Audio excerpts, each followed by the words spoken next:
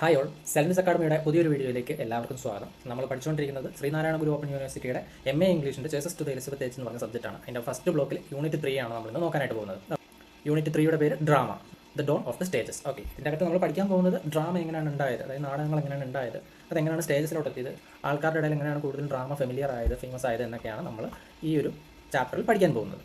അപ്പോൾ ഒരു ഇൻട്രൊഡക്ഷൻ പോലെ നോക്കിക്കഴിഞ്ഞ് കഴിഞ്ഞാൽ ഡ്രാമ എന്ന് പറയുന്നത് ഇംഗ്ലീഷ് ലിറ്ററേച്ചറിൽ ശരിക്കും പറഞ്ഞാൽ എൻ്റർടൈൻമെൻറ്റിന് വേണ്ടി മാത്രം ഉപയോഗിച്ചുകൊണ്ടിരുന്ന ഒരു കലയല്ല. Okay, the oldest form of literature എന്നാണ് ഇംഗ്ലീഷ് ലിറ്ററേച്ചറിൽ ഡ്രാമേനെ അറിയപ്പെടുന്നത്.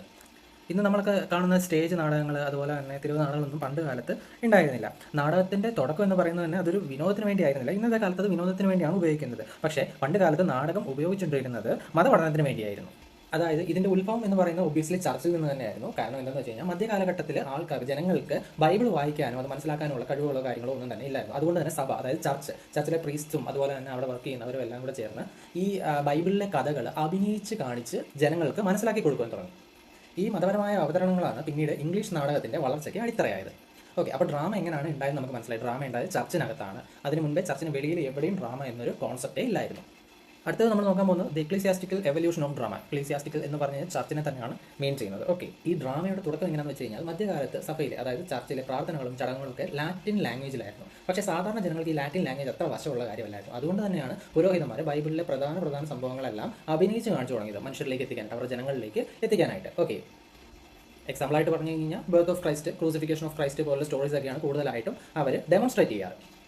സോ ചർച്ചിനുള്ളിൽ ഈ നാടകങ്ങളൊക്കെ കണ്ടക്ട് ചെയ്ത് വന്നപ്പോഴത്തേനും ഈ ചർച്ചിൽ വന്ന് കണ്ടവരൊക്കെ വെളിയിൽ പോയി പറയാനും നമ്മുടെ ബൈബിളിലെ കാര്യങ്ങളൊക്കെ ഇങ്ങനെ അഭിനയിച്ച് കാണിച്ച് നമുക്ക് മനസ്സിലാവുന്ന മറ്റുള്ളവരോട് പറയാനും അവർക്കും കൂടുതൽ ഇൻട്രസ്റ്റ് തോന്നി. അവരും ചർച്ചിൽ വന്നിട്ട് നാടകങ്ങളൊക്കെ കണ്ട് ആ ബൈബിളിലുള്ള കാര്യങ്ങളൊക്കെ മനസ്സിലാക്കാൻ അവരും ശ്രമിച്ചിരുന്നു. ഓക്കെ, അപ്പോൾ ഓരോരുത്തരായിട്ട് ഇങ്ങനെ പാസ് ചെയ്ത് വന്നുകൊണ്ടിരുന്നപ്പോഴത്തേനും ചർച്ചിനുള്ളിലെ സ്ഥലപരിമിതികളൊക്കെ മൂലം അവർക്ക് ഇത്രയും ജനങ്ങളെ അക്കോമഡേറ്റ് ചെയ്യാൻ പറ്റത്തില്ലാത്തൊരു സിറ്റുവേഷനിലേക്ക് എത്തുകയുണ്ടായി. ആ ഒരു സിറ്റുവേഷൻ വന്നതുകൊണ്ടാണ് ചർച്ചിൽ നിന്നും ഡ്രാമ എന്ന കോൺസെപ്റ്റ് ചർച്ചിന് വെളിയിലേക്ക് പോകേണ്ടി വന്നത്. ഓക്കെ, ഈ ഡ്രാമ കോൺസെപ്റ്റും അതിൻ്റെ പ്ലേയും എല്ലാം വെളിയിലോട്ട് പോയതോടുകൂടി തന്നെ ചർച്ചിൻ്റെ വെളിയിലും മാർക്കറ്റിലും പൊതുസ്ഥലങ്ങളിലൊക്കെ ഈ ഡ്രാമ പ്ലേ ചെയ്യാനായിട്ട് തുടങ്ങി. മെയിൻ കോൺസെപ്റ്റ് ബൈബിളിലെ കോൺസെപ്റ്റ് തന്നെയാണ് കേട്ടോ.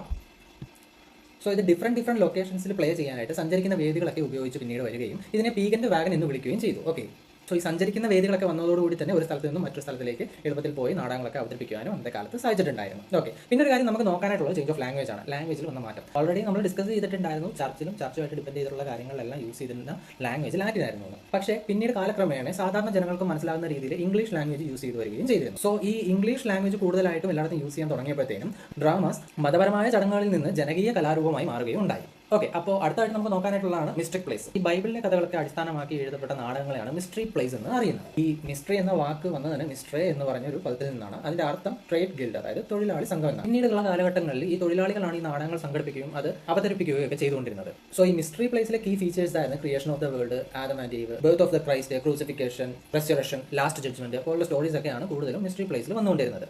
സോ ഡ്രാമാസ് ഒരു ജനകീയ കലാരൂപമായി മാറിയെങ്കിലും മിസ്റ്ററി പ്ലേസ് എല്ലാം വന്നുവെങ്കിലും ഇതിന്റെ മെയിൻ കോൺസെപ്റ്റ് എന്ന് പറയുന്നത് ജനങ്ങളെ ക്രിസ്തുമതത്തെക്കുറിച്ച് പഠിപ്പിക്കുക, അതുപോലെ തന്നെ ബൈബിളിലെ സ്റ്റോറീസ് എല്ലാം ജനങ്ങളിലേക്ക് മനസ്സിലാകുന്ന വിധം എത്തിക്കുക എന്നുള്ളത് മാത്രമായിരുന്നു. കുറച്ച് അഡ്വാൻസ്ഡ് ആയിട്ടുള്ള പ്ലേസ് ആയിരുന്നു ഈ മിസ്റ്ററി പ്ലേസ് എന്ന് പറയുന്നത് അന്നത്തെ കാലത്ത്. പക്ഷേ എന്നേതെങ്കിലും മാർക്കറ്റുകളിലും തെരുവുകളിലും എല്ലാം ഇത് അവതരിപ്പിച്ചു വന്നിരുന്നു.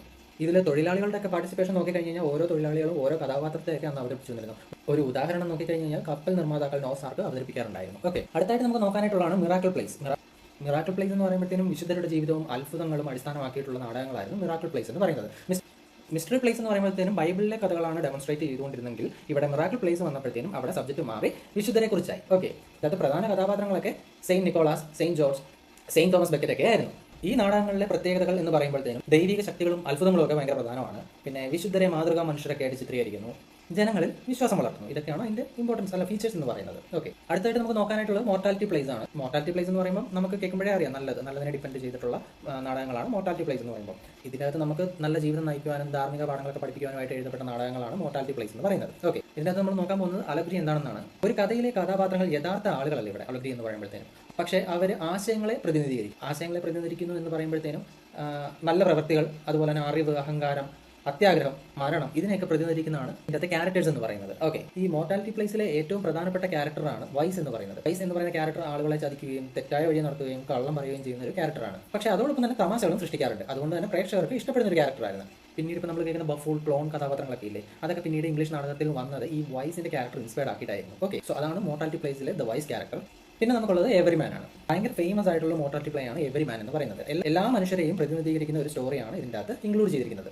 ഇതിൻ്റെ സ്റ്റോറി എന്ന് പറയുമ്പോഴത്തേനും എവരിമാനോട് മരണം, ഡെത്ത്, അവനോട് ദൈവത്തിൻ്റെ വിധി നേരിടാനായിട്ട് പറയുകയുണ്ടായി. പക്ഷേ എവരിമാൻ സഹായത്തിനായി സുഹൃത്തുക്കളെയും കുടുംബത്തെയും സമ്പത്തിനെയും ഒക്കെ വിളിക്കുകയുണ്ടായി. ആരും കൂടെ നിന്നില്ല.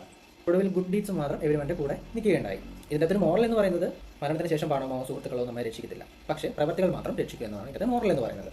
സോ എവരിമാൻ്റെ സ്റ്റോറിയിലെ ഒരു ഷോർട്ട് സ്ലൈഡാണ് ഇവിടെ കൊടുത്തിരിക്കുന്നത്. ജസ്റ്റ് ഒന്ന് നോട്ട് ചെയ്ത് വെച്ചോളുക എന്തൊക്കെയാണ് ആ സ്റ്റോറിയുടെ കണ്ടന്റ് എന്ന് പറഞ്ഞാൽ. ഇത്രയും മാത്രം നമുക്ക് വായിക്കുമ്പോഴത്തേനും വേറെ ഐഡിയ കിട്ടും എന്താണ് സ്റ്റോറി എന്ന് പറയുന്നത്. ഓക്കെ, അടുത്തായിട്ട് നമുക്ക് നോക്കാനായിട്ടുള്ളതാണ് ഇന്റർലൂഡ്സ്. ചെറുതും രസകരവുമായ നാടകങ്ങളാണ് ഇന്റർലൂഡ്സ് എന്ന് പറയുന്നത്. ഈ ഇന്റർലൂഡ്സ് എന്ന് പറയുന്നതാണ് റിലീജിയസ് ഡ്രാമാസിൽ നിന്നും സോഷ്യൽ ഡ്രാമാസിലേക്കുള്ള ഒരു മാറ്റഘട്ടം. സാധാരണ ഇതിൻ്റെ അകത്ത് ഒരൊറ്റ വ്യക്തിയായിരിക്കും നാടകം അവതരിപ്പിക്കുന്നത്. നാടകത്തിൽ കൂടുതൽ ഇമ്പോർട്ടൻസും കോമഡിക്ക് തന്നെയാണ്. സോ ഇന്റർലൂഡ്സ് ഡെമോൺസ്ട്രേറ്റ് ചെയ്തുകൊണ്ടിരുന്നത് രാജാക്കന്മാർക്ക് വേണ്ടിയും പ്രഭുക്കന്മാർക്ക് വേണ്ടിയുമായിരുന്നു. ഇത് കൂടുതലും രാജകോടതികളിലൊക്കെ അവതരിപ്പിച്ചു വന്ന് കണ്ടിരുന്നു. ഇന്റർലൂഡ്സിന്റെ ഏറ്റവും പ്രശസ്തനായ എഴുത്തുകാരനാണ് ജോൺ ഹേയ്വുഡ്. ഓക്കെ, അദ്ദേഹത്തിന്റെ മോസ്റ്റ് ഫേമസ് വർക്കാണ് ദ 4 Ps എന്ന് പറയുന്നത്. ദ 4 Ps P'(S) ആണ്, PEES അല്ല.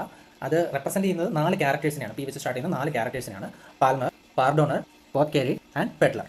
ഈ ഇന്റർലൂഡ്സിന്റെ ഇമ്പോർട്ടൻസ് എന്താണെന്ന് വെച്ച് കഴിഞ്ഞാൽ realistic dialogues, sharp humours, social criticism എല്ലാം സ്റ്റേജിലേക്ക് കൊണ്ടുവന്നത് ഇന്റർലൂഡ്സ് ആയിരുന്നു. ഓക്കെ, അടുത്തായിട്ട് നമുക്ക് നോക്കാനായിട്ടുള്ളതാണ് ഫൗണ്ടേഷൻ ഓഫ് ആർട്ടിസ്റ്റിക് ഡ്രാമ.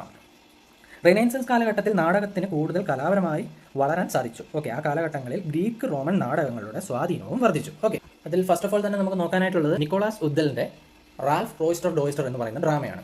ഈ ഒരു ഡ്രാമ ഒരു ന്യൂ ഡയറക്ഷൻ ആയിരുന്നു. അതായത് റിനൈസൻസ് റൈറ്റേഴ്സ് ഗ്രീക്ക് റോമൻ മോഡലിനെ ആസ്പദമാക്കി കുറച്ചുകൂടെ കലാപരമായ ആശയങ്ങൾ ഉൾപ്പെടുത്തി സ്ട്രക്ചേർഡ് ആയിട്ട് ഡ്രാമാസ് കൊണ്ടുവന്നതിലെ പ്രധാനപ്പെട്ട ഒരു ഡ്രാമയാണ് റാൽഫ് റോയ്സ്റ്റർ ഡോയ്സ്റ്റർ എന്ന് പറയുന്നത്. ഈ ഡ്രാമയിലെ സ്റ്റോറി എന്ന് പറയുമ്പോഴത്തേനും റാൽഫ് എന്ന വിഡ്ഢിയായ ഒരു മനുഷ്യൻ സമ്പന്നയായ ഒരു വിധവയെ വിവാഹം കഴിക്കുവാനായിട്ട് ശ്രമിക്കുന്നതും അതിൽ നിന്നുണ്ടാകുന്ന നിരവധി തമാശകളൊക്കെയാണ് ഇതിന്റെ ഒരു കോണ്ടന്റ് എന്ന് പറയുന്നത്. പിന്നീട് ഇത് ആദ്യത്തെ ഇംഗ്ലീഷ് കോമഡി, ഒരു ബെറ്റർ കോമഡി, നല്ലൊരു കോമഡി ഡ്രാമയും അതുപോലെ തന്നെ നല്ല സ്ട്രക്ചേർഡ് ആയിട്ടുള്ള ഒരു ഇംഗ്ലീഷ് ഡ്രാമയുമായിട്ട് ഈ റാൽഫ് റോയ്സ്റ്റർ ഡോയ്സ്റ്റർ മാറുകയുണ്ടായി. സോ ഉദ്ദലിന്റെ ഈ ഡ്രാമ വന്നതോടുകൂടി തന്നെ ഈ ഡ്രാമാറ്റിക് സ്റ്റേജിൽ ക്ലിയർ ഡിവിഷൻസ് ഉണ്ടായി. അതായത് അഭിനയം എങ്ങനെ ആയിരിക്കണം, കോമിക് സ്ട്രക്ചേഴ്സ് എവിടെ ഉപയോഗിക്കണം, പ്ലോട്ട്സ് എങ്ങനെ ഉപയോഗിക്കണം എന്നുള്ളതിനൊക്കെ ഒരു ക്ലിയർ വിഷൻ ഈ ഒരു ഡ്രാമ വന്നതോടുകൂടി തന്നെ ഡ്രാമാറ്റിക് ഫീൽഡിൽ വരികയുണ്ടായി. അടുത്തായിട്ട് നമുക്ക് നോക്കാനായിട്ടുള്ളത് തോമസ് സാക്വില്ലെ ആൻഡ് തോമസ് നോട്ടോന്റെ ഗോർബിഡ്യൂസ് എന്ന ഡ്രാമയാണ്. ഇതിന്റെ മെയിൻ സ്റ്റോറി എന്ന് പറയുന്നത് ഒരു രാജാവ് തന്റെ രാജ്യം 2 മക്കൾക്ക് 2ആയിട്ട് വിഭജിച്ച് നൽകുന്നതും ഇത് വലിയ കലഹങ്ങൾക്ക് കാരണമാകുന്നതും കുടുംബവും രാജ്യവും തകരുന്ന കഥയാണ്. ഓക്കെ, ഇതിന്റെ അത് മെയിൻ ടോപ്പിക്സ് എന്ന് പറയുന്നത് രാഷ്ട്രീയ വിഭജനം, കുടുംബകലഹം, മോശം നേതൃത്വം എന്നിവയൊക്കെ. ഇതായിരുന്നു ബ്ലാക്ക് വേഴ്സ് ഉപയോഗിച്ച ഇംഗ്ലീഷിലെ ആദ്യത്തെ ഡ്രാമയും അതുപോലെ തന്നെ ഇംഗ്ലീഷിലെ ആദ്യത്തെ ദുരന്ത നാടകം, ട്രാജഡി ഡ്രാമയും ഗോർബിഡ്യൂസ് ആയിരുന്നു. ഈ ബ്ലാക്ക് വേഴ്സ എന്ന് പറയുന്നത് റൈംസ് ഇല്ലാതെ ലാംബിക് പെൻഡാമീറ്റർ കവിതകളെയാണ് ബ്ലാക്ക് വേഴ്സ എന്ന് പറയുന്നത്. ഇത് സാധാരണ നമ്മളൊക്കെ സംസാരിക്കുന്ന സംസാര ഭാഷ പോലെ തോന്നുമെങ്കിലും കവിതയുടെ ഭംഗിയൊക്കെ നിലനിർത്തിക്കൊണ്ട് എഴുതപ്പെടുന്നതാണ് ബ്ലാക്ക് വേഴ്സാസ്. പിന്നീടുള്ള കാലഘട്ടങ്ങളിൽ വില്യം ഷേക്സ്പിയറിനൊക്കെ ഇതിനെ അതിമനോഹരമായിട്ട് ഉപയോഗിക്കുകയുണ്ടായി. ഇത്രയേ ഉള്ളൂ നമുക്ക് ഡ്രാമ എന്ന് പറയുന്ന ഈ യൂണിറ്റിൽ പഠിക്കാനായിട്ട്. വളരെ ഷോർട്ട് ആയിട്ടുള്ള ഒരു യൂണിറ്റ് ആണ്. സോ ഇതിന്റെ കൺക്ലൂഷൻ നോക്കി കഴിഞ്ഞാൽ ഇംഗ്ലീഷ് ഡ്രാമാസ് ചർച്ചിലുണ്ടായി, അത് സൊസൈറ്റിയിലേക്ക് എത്തി, അത് പിന്നെ ഗ്രോ ആകാൻ തുടങ്ങി. മതപരമായുള്ള പഠനങ്ങളെ അപേക്ഷിച്ച് പിന്നെ കോമഡി പോലുള്ള കാര്യങ്ങളെല്ലാം ഡ്രാമാസിൽ വന്നു. ഡ്രാമാസ് പിന്നെ ഓർഗനൈസ്ഡ് ആകുന്ന സ്റ്റേജിൽ ഗ്രീക്ക് റോമൻ നാടകങ്ങളുടെ ഒക്കെ സ്വാധീനം കൂടുതലായിട്ട് വർദ്ധിച്ചു. പിന്നെ ഡ്രാമാസ് ചർച്ചിൽ നിന്നും വെളിയിലോട്ട് വന്ന ടൈമിൽ മിസ്റ്ററി, മിറാക്കിൾ, മോർട്ടാലിറ്റി പ്ലേസ് ഒക്കെ വന്നു. സിംഗിൾ ആക്ട് പ്ലേ, ഇന്റർലൂഡ്സ് വന്നു. അത് കൂടുതൽ യൂസ് ചെയ്തുകൊണ്ടിരുന്നത് രാജാക്കന്മാരെയും സമ്പന്നന്മാരെയൊക്കെ സാറ്റിസ്ഫൈ ചെയ്യാനായിരുന്നു. പിന്നെ ഫൗണ്ടേഷൻസ് ഓഫ് ആർട്ടിസ്റ്റിക് ഡ്രാമാസിന്റെ ഫൗണ്ടേഷനായി അതെങ്ങനെ സ്ട്രക്ചർ ചെയ്യണമെന്ന് ഡിറ്റർമൈൻ ചെയ്തു, പ്ലോട്ട്സ് എങ്ങനെ യൂസ് ചെയ്യണമെന്നൊക്കെ ഡിറ്റർമൈൻ ചെയ്തു. പിന്നീട് ബ്ലാക്ക് വേഴ്സ യൂസ് ചെയ്ത് ഡ്രാമാസ് വന്നു. ബ്ലാക്ക് വേഴ്സിനെയൊക്കെ പിന്നീട് ഷേക്സ്പിയറൊക്കെ അതിമനോഹരമായിട്ട് മറ്റുള്ള സ്റ്റോറീസിലും ഡ്രാമാസിലും ഒക്കെ യൂസ് ചെയ്തിരുന്നു. സോ അത്രയാണ് നമുക്ക് ടോട്ടലി യൂണിറ്റ് പഠിക്കാനായിട്ടുള്ളത്. നമുക്ക് ജസ്റ്റ് ഷോർട്ട് നോട്ട്സ് ഒക്കെ നോക്കാം. Ecclesiastical origin of English drama, what are mystery plays, key features of miracle plays, mortality plays and Everyman, who is the vice, interludes and John Heywood, importance of Ralph Roister Doister, significance of Gorboduc and blank verse. അപ്പോൾ ഇതൊക്കെയാണ് short questions. ഇത് നമുക്ക് ഈസിയായിട്ട് answer ചെയ്യാൻ പറ്റുന്നതാണ്. Essay questions നോക്കിക്കഴിഞ്ഞാൽ trace the growth of drama from church rituals to artistic drama. അതായത് ചർച്ചിൽ നിന്നും ആർട്ടിസ്റ്റിക് ഡ്രാമയിലേക്ക് എത്തിയത് വരെയുള്ളതിനെ കുറിച്ച് ഒരു എസ്സേ എഴുതുക. ഓക്കെ, അത് നമുക്ക് സിമ്പിളായിട്ട് നോക്കുവാണെങ്കിൽ ആദ്യമേ ഡ്രാമാസ് ചർച്ചിൽ അവതരിപ്പിച്ചു, ആൾക്കാർ കൂടുതൽ എത്തി, പിന്നെ അത് ചർച്ചിന്റെ ഗ്രൗണ്ടിലും സൊസൈറ്റിയിലേക്കൊക്കെ ഇറങ്ങാനായിട്ട് തുടങ്ങി. പിന്നെ ഇന്റർലൂഡ്സ് വന്നു. ഇന്റർലൂഡ്സിന് ശേഷം ഗ്രീക്ക് റോമൻ ഡ്രാമാറ്റിക് മോഡൽസ് ഒക്കെ വരികയുണ്ടായി. നെക്സ്റ്റ് എസ്സേ ക്വസ്റ്റൻ പറയുമ്പോൾ the major forms of medieval drama and the features, the contribution of mortality plays to the English theatre, the importance of Ralph Roister Doister and Gorboduc. ഇത്രയൊക്കെയാണ് essay questions വരുന്നത്. Just നമ്മൾ നോക്കി slides ഇതിന്റെ details complete ഉണ്ട്. ആ slides മൊത്തം പഠിച്ചാൽ തന്നെ എക്സാം നല്ല രീതിയിൽ സ്കോർ ചെയ്യാവുന്നതാണ്. ഓക്കെ, അപ്പോൾ സ്റ്റുഡൻസിന് നമ്മുടെ ക്ലാസ് ഒക്കെ മനസ്സിലാവുന്നുണ്ടെന്ന് വിശ്വസിക്കുന്നു. എന്തെങ്കിലും പോരായ്മകളൊക്കെ ഉണ്ടെങ്കിൽ കമന്റ് വഴി അറിയിക്കുക. എന്തെങ്കിലും ഡീറ്റെയിൽസ് എസ് യൂണിവേഴ്സിറ്റിയുടെ അല്ലെങ്കിൽ ഈ യൂണിറ്റിനെ കുറിച്ച് എന്തെങ്കിലും ഡൗട്ടോ കാര്യങ്ങളൊക്കെ ഉണ്ടെങ്കിൽ തന്നിരിക്കുന്ന വാട്സ്ആപ്പ് നമ്പറിൽ നമ്മളെ കോൺടാക്ട് ചെയ്യാവുന്നതാണ്. സോ മറ്റൊരു ക്ലാസ്സുമായി ഉടനെ ഞാൻ നിങ്ങളുടെ മുന്നിൽ എത്തുന്നതായിരിക്കും. Thanks for watching.